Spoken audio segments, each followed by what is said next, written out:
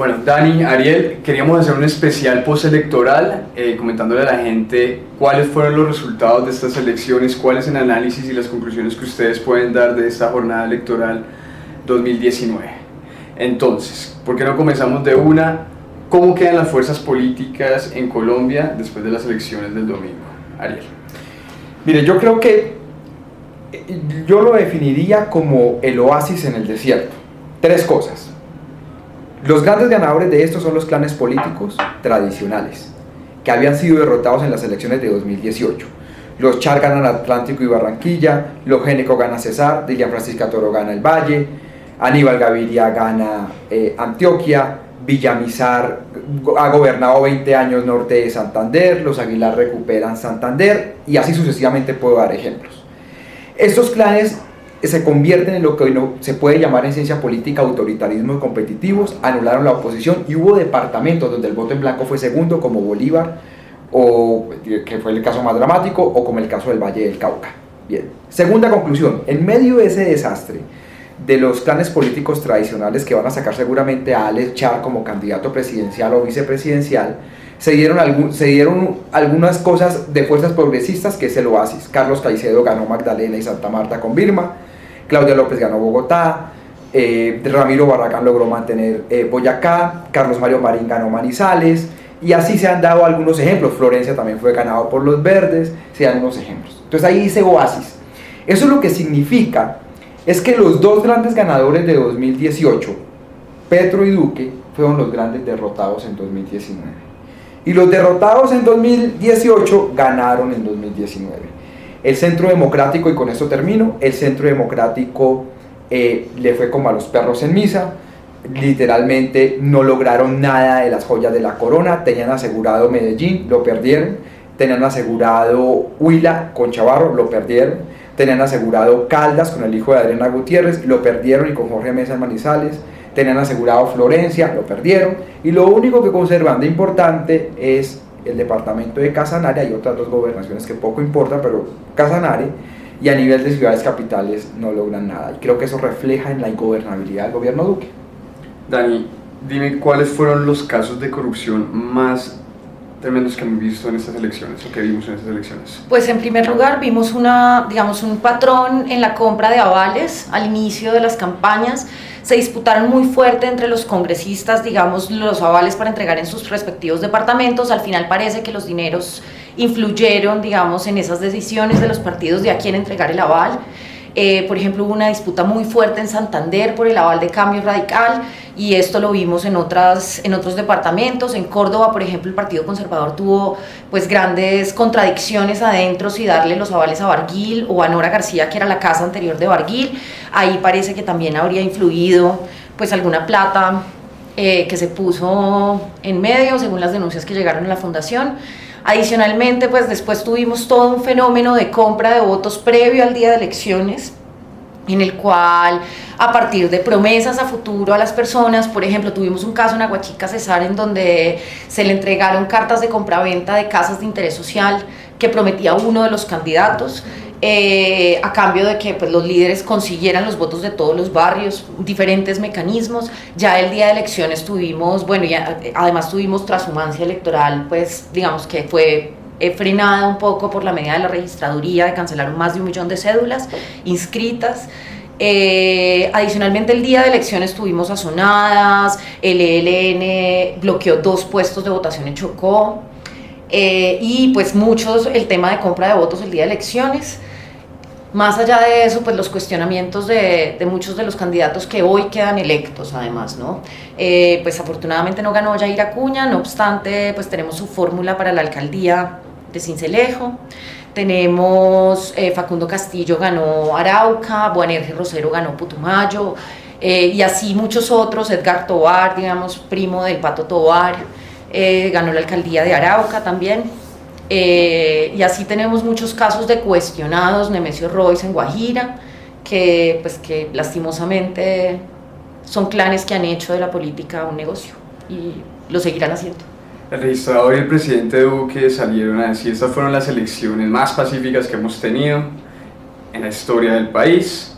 ¿Qué tan cierto es eso? Y eso se dio, digamos, durante la jornada electoral, pero previo a eso se vio, y nosotros lo denunciamos aquí desde Pares, todos los casos de violencia electoral.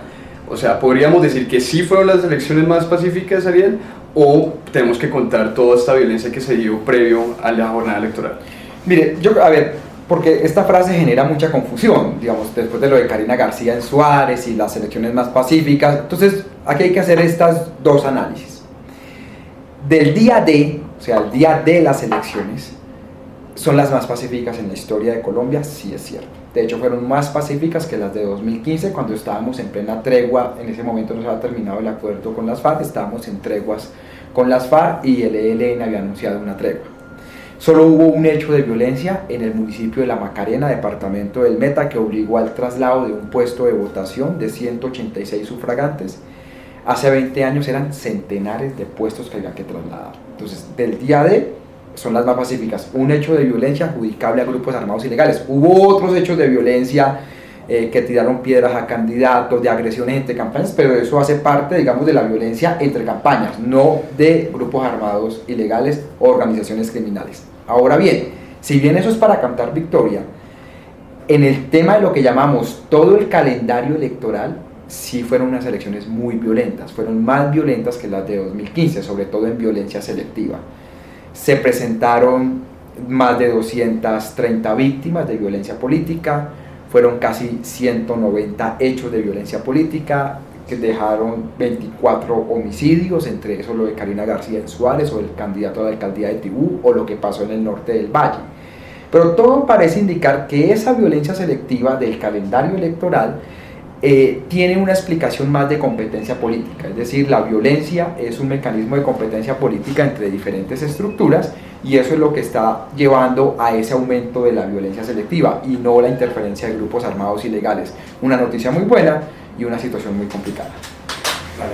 Sobre los clanes políticos que habías mencionado al principio, ¿es como un reacomodamiento de los clanes en estas elecciones? Sí.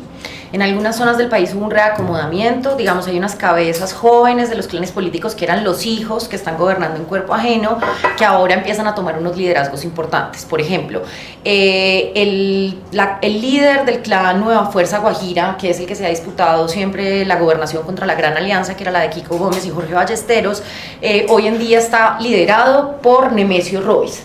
Lo que se ve es como una tecnificación un poco de los perfiles de estas personas que pertenecen a clanes. Entonces Nemesio, digamos, se educa en una universidad en el extranjero, en Estados Unidos, y pues regresa y un poco ven como si fuera un perfil más técnico, más lavada la cara. Lo mismo nos pasa, por ejemplo, en Córdoba, donde David Barguil, una persona que viene de la casa de Nora García, que llega allí porque es muy amigo de Marcos Daniel, que es su hijo, el anterior alcalde de Montería, pues destrona en este momento a Nora, se perfila como una fuerza independiente en el departamento. No obstante, pues lo que vemos realmente es que está, bueno, por un lado haciendo alianza con el Partido Liberal, con Calle y Amin, que son otros dos clanes tradicionales de allí, y pues digamos se perfila como una nueva fuerza, pero lo que hace es mantener la estructura de clanes, ¿no? Simplemente en cabeza de otras personas. Entonces sí hay un acomodamiento en ciertos departamentos. Char se mantiene igual, por ejemplo, los Cotes a pesar pues de que pierden, digamos, la gobernación y la alcaldía, pues se mantiene, digamos, su estructura original igual. Pero sí hay algunos departamentos donde las nuevas figuras están tumbando a los antiguos líderes de los clanes y están formando nuevos clanes políticos. Eso es, digamos, importante resaltarlo. ¿Y cómo quedan estos clanes y estos nuevos clanes también para el 2022, Ariel? Yo creo que ahí la conclusión en este caso es que estas fuerzas regionales van a jugar muy duro en el 2022. Creo que Dilian Francisca Toro, que tiene 4 congresistas, que mantuvo la gobernación, tiene alcaldías, va a querer jugar en el 2022. Los Char, obviamente, aunque no barrieron como se esperaba, perdieron Sucre con Yair Acuña, por ejemplo, van a jugar en el 2022. Entonces, lo que vamos a tener es que por primera vez en los últimos años vamos a tener candidaturas regionales muy fuertes. Vamos a ver si eso les alcanza para la presidencia, pero según duda lo van a jugar. También creo que el Partido Verde y esas fuerzas progresistas salen muy fuertes para el 2022, con el que sea, si es otro Fajardo, si va a ser Robledo, el que sea de esa alianza va a salir muy fuerte. Creo que el uribismo está en serios aprietos, no solo porque les fue muy mal en las elecciones, sino porque este gobierno no levanta cabeza, y entonces sacar un candidato fuerte de ese lado va a ser muy complicado. Y creo que hay luego unos 3 candidatos o 3 sectores emergentes que vamos a ver cómo salen. Los hermanos Galán, con esa votación de 1 millón de votos, seguramente van a jugar con Juan Manuel Galán en el 2022 o van a intentar jugar. El petrismo o lo que salga del petrismo no les va bien, tampoco es que se les puede comparar con el uribismo porque no estaban en el gobierno, pero no les va bien, vamos a ver cómo pueden jugar. Y lo otro, obviamente, vamos a ver qué sale de ese sector de Vargas Lleras, el Partido Liberal, etcétera, que va a salir. Pero en general ese es más o menos el panorama para el 2022. Rápidamente, solo, nadie ha hablado de Vargas Lleras. Esto fue una derrota para Vargas Lleras. Cambio Radical logra mantener en las locales mucho de lo que tenía como Cambio Radical. La pregunta es que si eso que logró mantener Cambio Radical es de Vargas Lleras o es de los Char. Y yo creo que Cambio Radical y el Partido Liberal salen fortalecidos como partidos, pero creería que Vargas Lleras no. Dani, estamos hablando de clanes, pero yo creo que para muchas de las personas que nos están viendo no entienden a qué nos definimos, o sea, cómo definimos nosotros clanes aquí en Pares. Y por ejemplo, significa que hay unas nuevas fuerzas alternativas, o sea, que los Galán ahora están creando un clan también, o se podría decir eso. Pues, a ver, para nosotros un clan es un grupo de personas que comparten un capital político, y este capital político ha sido, digamos, ganado a través de maquinarias clientelares o vínculos con grupos al margen de la ley. Así definimos en Pares un clan. Pues entonces en esa medida no podríamos definir el clan Galán como un clan, ¿sí? Porque su capital político, digamos, no podemos decir que proviene de hechos irregulares. Ellos han ganado, llevan haciendo política mucho tiempo. No obstante, sí, la estructura política de Galán sí es una estructura familiar. Pero pues digamos no los puedes comparar con un clan como el de Nemesio Royce, la Nueva Fuerza Gajira, la Gran Alianza, pero sí ellos tienen una estructura familiar en el que comparten el poder. Es más, no hay que olvidar que la familia Galán es la que inaugura el hecho de que 2 hermanos que comparten capital político entren a 2 partidos diferentes. Cuando Juan Manuel Galán quiso digamos, lanzarse, y a su vez su hermano también, pues no podían hacerlo por el mismo partido, entonces uno se fue por el liberal y otro se fue por Cambio Radical. Y pues Vargas Lleras ha sido padrino, digamos, mucho tiempo también de los Galán, así como lo ha sido César Gaviria desde el Partido Liberal. Quiero referirme un poco a tu pregunta anterior, frente a los Char. Los Char era una fuerza que se estaba perfilando como una posible élite, digamos, que iba a saltar de ser una élite regional a una élite nacional. No obstante, en estas elecciones, como lo mencionó Ariel, salen también muy derrotados, porque ellos esperaban ganar toda la costa Caribe. Apostaron a casi todas las gobernaciones y alcaldías de la costa Caribe y no consiguieron realmente casi ninguna. Entonces, pues eso también nos deja con perspectivas hacia el 22 de que los clanes locales que se perfilaban como posibles fuerzas nacionales para disputar en el 2022 una presidencia, pues no la tienen en este momento tan fácil. Cambio Radical, como dices, sale fortalecido, pues siempre son muy fuertes, digamos, las estructuras de los clanes regionales han estado cobijadas por Cambio Radical, pero esos votos no son ni de Vargas Lleras, muchos no son de los Char, es decir, cada una pertenece a un clan regional en cada departamento, pero están ensombrillados en Cambio Radical. ¿Cómo quedan los polos opuestos, Petro, Uribe, para el 22? Van a ser ellos, o sea, no en este caso Uribe, pero ¿en quién se van a reencauchar? Me imagino que Petro podrá ir solito, pero ¿el uribismo qué? Lo que Petro, digamos, tuvo apuestas muy complicadas, no logró conseguir candidatos viables en muchas regiones. Luego hizo alianzas muy complejas, como en Córdoba, y mucho de eso le salió mal, y también es cierto que es una oposición, no se le puede medir como el Centro Democrático. Vamos a ver cómo se reinventan.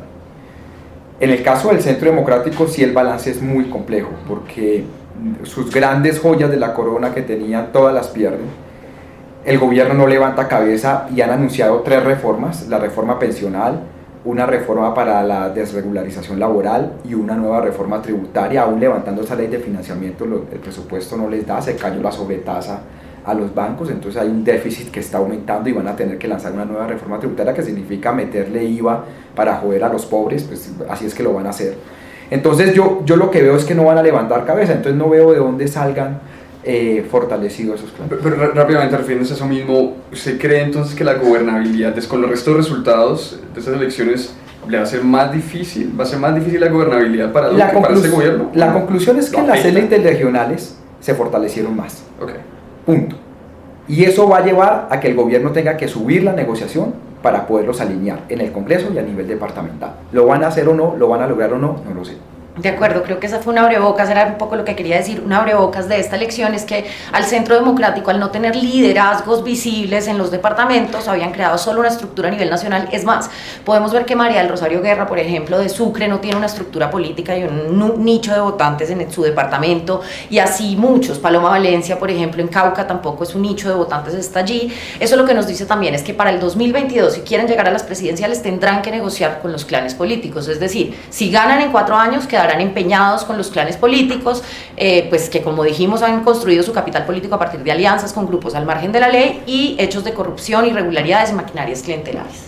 ¿Y ustedes creen que las protestas que se han dado en la región y en el mundo en realidad, porque estamos viéndolo en todas partes del mundo, desde Hong Kong hasta el Líbano y bueno, Chile, etcétera, ¿ustedes creen que eso tuvo algún efecto en esas elecciones? Lo que hay que decir es que hay un cansancio del modelo de la democracia liberal en todo el mundo.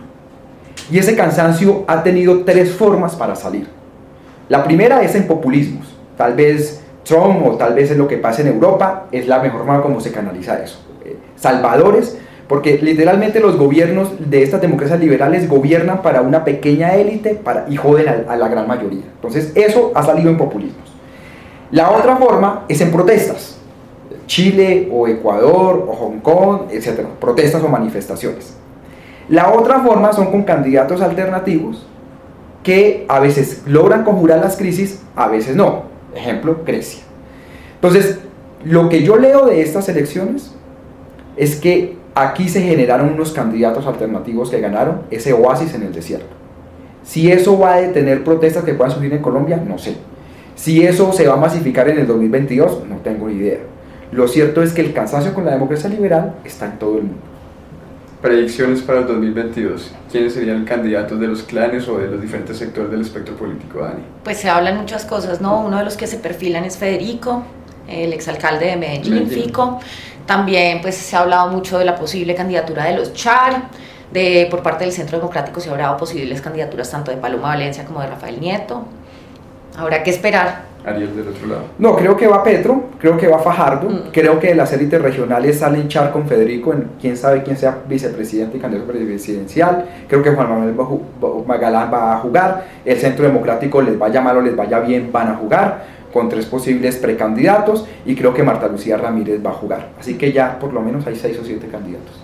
Listo, perfecto. Muchas gracias, Dani, Ari, por estas conclusiones de las elecciones 2019, y vamos a seguir haciendo este tipo de especiales sobre los diferentes temas y las investigaciones que estamos haciendo aquí en Pares. Hasta la próxima.